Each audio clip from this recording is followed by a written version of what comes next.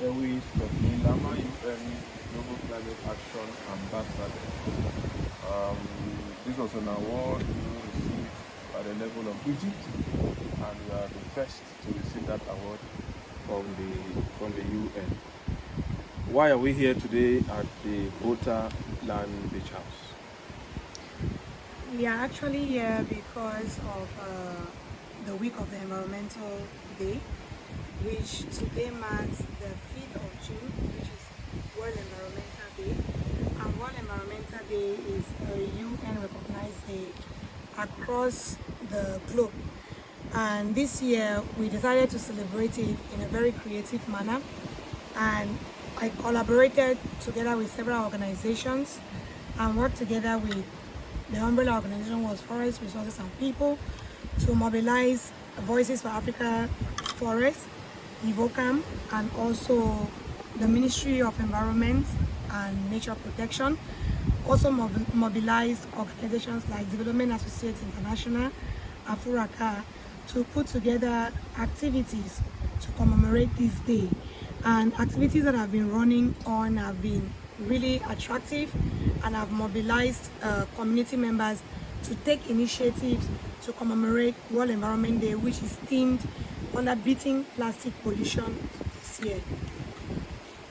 When we look at the theme, beating plastic pollution, What have you done as an organization to create the necessary impact in terms of the numerous plastics that we have around? Or I should put it this way, how serious is this problem of plastics on the environment?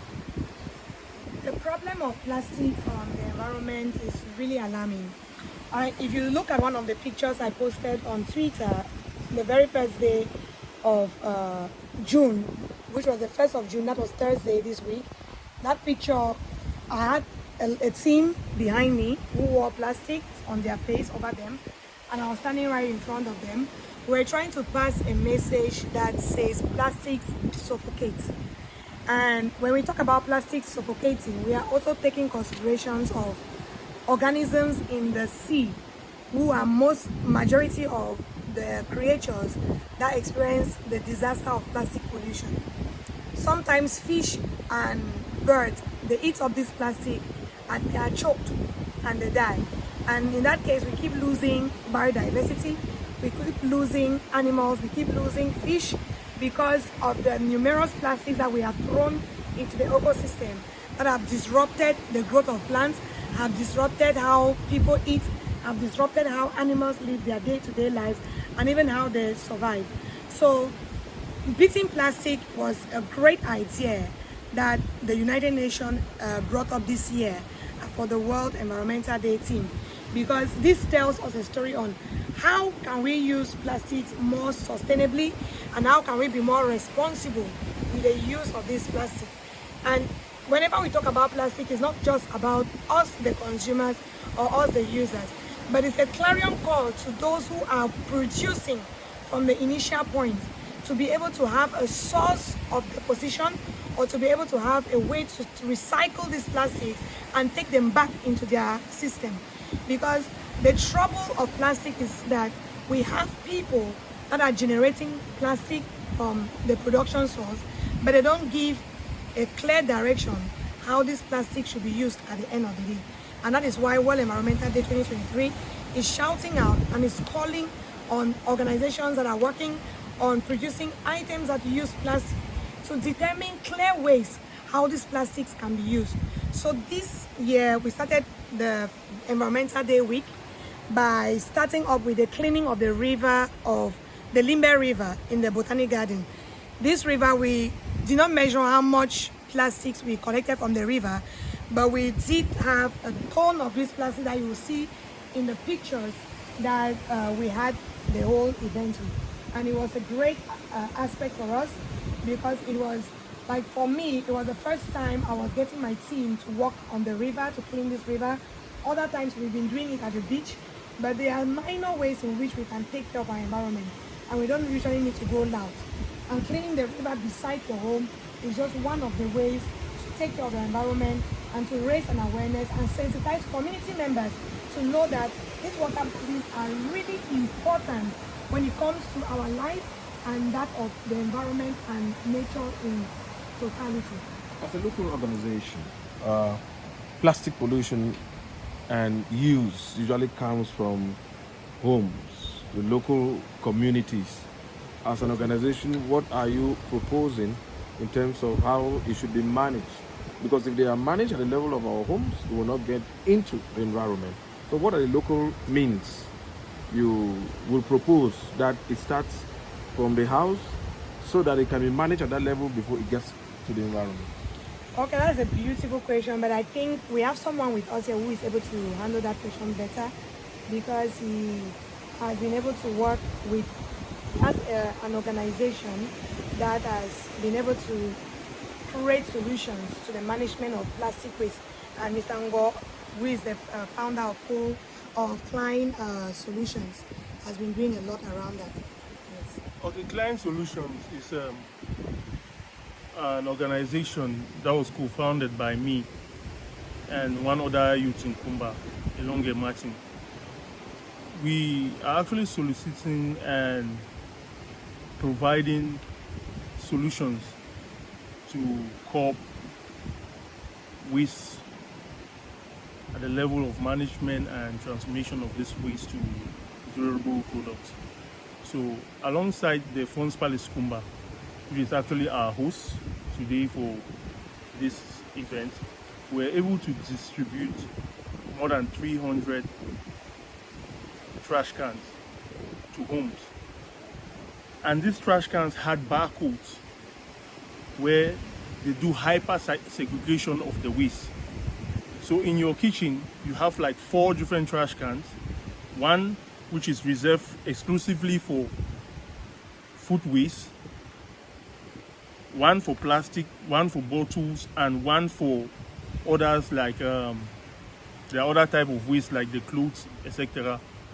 So with that, we're able to differentiate the type of waste that could be diverted either back to our farm, like the kitchen waste, the food waste, or the plastic waste that was being distributed to a company around this Tiko Douala Road, Amabu, down into the production of roofing tiles from plastic waste. And the bottles were being reverted to another company that was transforming plastic waste. So the hyper segregation approach or solution is key to your concept. We understand Kumba is about 100,000 people, 300 trash cans. What's the challenge in terms of moving forward with having this hyper segregation be effective in the homes? Yeah, the major challenge was financing, and that is why Klein Solution, alongside the Fonds Palace of Kumba, are partnering with AVAF, FOREP, and other organizations who have this key interest, which is a general issue, because the problem of waste, mismanagement of waste, is a problem that affects all. And we believe that at the level of our homes, schools, marketplace, hospital, it is a responsibility to work on that. So with the right type of funding, we could actually do more. However, for now, we were just working within our means. And I would like to shock you that we have been able to separate more than 300 tons of waste from the year we launched the program in 2019 till today. All of this waste was being diverted to the companies that actually transform the waste into durable products. We'll just speak on the next question on the interview, and we'll be finding out from Madam Ewi, what are the major problems you have with protecting the environment? Yes, major problems around protecting the environment have been, it's not one, it's not two. And a typical one has been, like Mr. Ngo mentioned, financing is always a challenge, because when you have the ideas, you have the projects, and you are trying to get funding, it's not very easy to always have it. But by the time we have it, for activities that have been going on, which have been co-sponsored by the New England Biolab Foundation, we realize that sometimes, like planting trees, these trees are either cut down by mistakenly or on purpose, and sometimes the tires we wear around these trees for protection are taken away by inhabitants to break their stones in their quarries, or are burnt down by farmers in the course of bush burning, which is a great environmental challenge. We also talk against bush burning because of the damages it brings to the environment. So these are some of these challenges that come, and the fact that a major issue we experience, and I want to really highlight during this week of World Environmental Day, was the fact that mobilizing communities to take community action led to a point where they asked that they be paid. Some of them asked that they be paid to support their communities. And that is a mindset in Cameroon that we are trying to break at all levels, so that people can be able to see a problem in the community, put their hands on deck, and see how they can be able to voluntarily work towards solving this problem. Because it's not just about the government. Yes, we are holding the government because they have to put in their own social responsibilities. We hold companies because they need to put in their own corporate social responsibilities. But individuals also need to put in their own personal responsibilities to make sure that the environment is protected. Because if we are thinking only about the government to do so, we will never move forward. If we are thinking of companies to handle that, we will never go anywhere. So it's high time young people, market women, bike riders, motorcar riders, and everyone who is being affected by climate change, who is being affected by the damages happening in our environment, takes up the lead to plant at least one tree in their community, to pick up one paper on the road, to make sure that they want someone who is trained dead on the road to pick it up, and to make sure that they make their towns clean and keep them as clean as possible, not only for themselves, but for their future generations as well. How can the organization or association help in solving this problem? Presently, we have a long calendar of activities to go. We are working in collaboration with the fund of Kumbas Palace, and we are also working in collaboration with organizations like Development Associates International, Afuraka, and lots more, the Ministry of Environment. And some of the activities that are in the pipeline are: first, we are looking at establishing or putting up an environmental musical concert for churches, because we have a lot of churches in Cameroon, and we think that it's high time these churches get involved in environmental protection. So we want to organize a singing competition for churches across Cameroon, so that choirs will develop their own songs that have to talk about environmental protection and get engaged.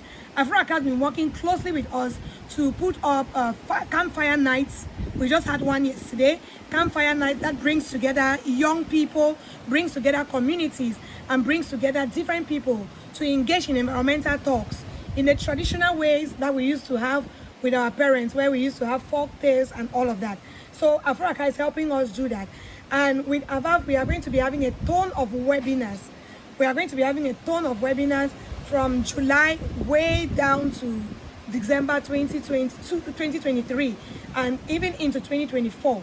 And we are also working with farmers to sensitize them on bush burning aspects, working with students to establish environmental clubs, and a football marathon with communities, with a football tournament with communities, and there's also a marathon with schools that is coming up. So we are using every form of creativity, every artistic way to engage different stakeholders at different levels to engage in tree planting, because the main idea is tree planting.